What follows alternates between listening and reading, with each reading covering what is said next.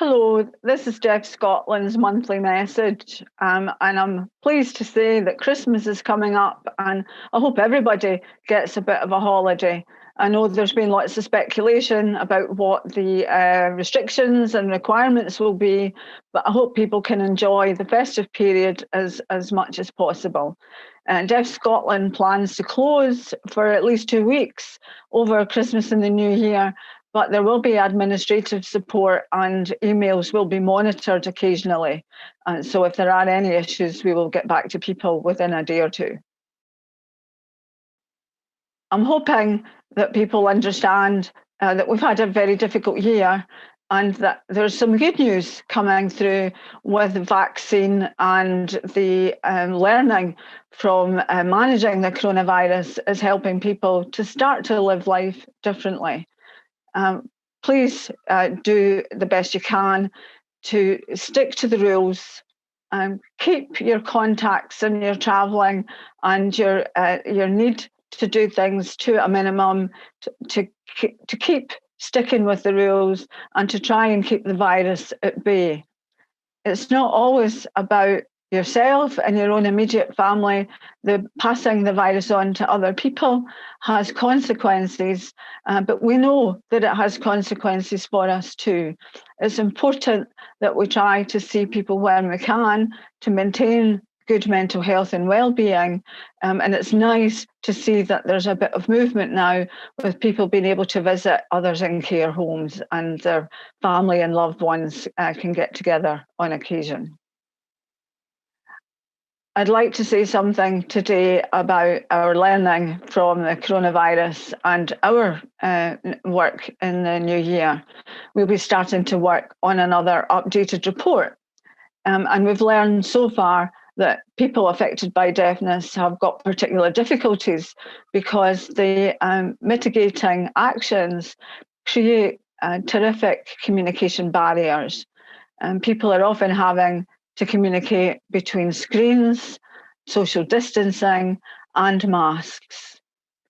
The use of clear masks is not increasing significantly, but we do know that the NHS has a stock of clear masks that should be used in specific circumstances. And we're hoping to see the use of clear masks rolling out further in the new year. It's not a panacea, because many people still find it difficult to hear better. The masks do muffle noise. And so it's important that we try to work to make sure that people understand the exemptions. And in many circumstances, it would be perfectly acceptable to lower the face covering, to have a conversation, and then move on to do other bits of business. We are concerned that a significant number of people are now reporting that they're stopping going out and they're not having social interaction at all, even on minor shopping expeditions and things. They've found that it's so difficult that it's making them more isolated and anxious. We'll be doing what we can to raise these issues with relevant people and hope to see solutions in the new year. I would like to say something about the need to work together. And because we're working on a new report, it would be helpful to understand what are issues in local areas, what difficulties do individuals have, are there difficulties delivering services across the tiers? Do the tiers have an impact on how people are living their lives and how they're able to manage? The more that we can learn about these things, the better. So this is an open request for people just to email us direct, admin, ADMIN, at Deaf Scotland, DEAFSCOTLAND.org, ORG. Be helpful if you could just give us an idea of things that are troubling you.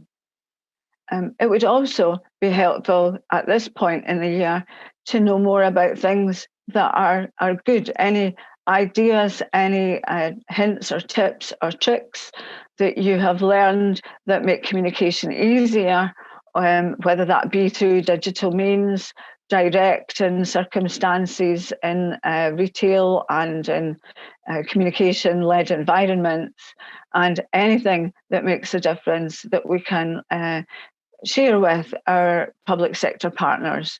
They're very keen to be able to do what they can to meet their duties.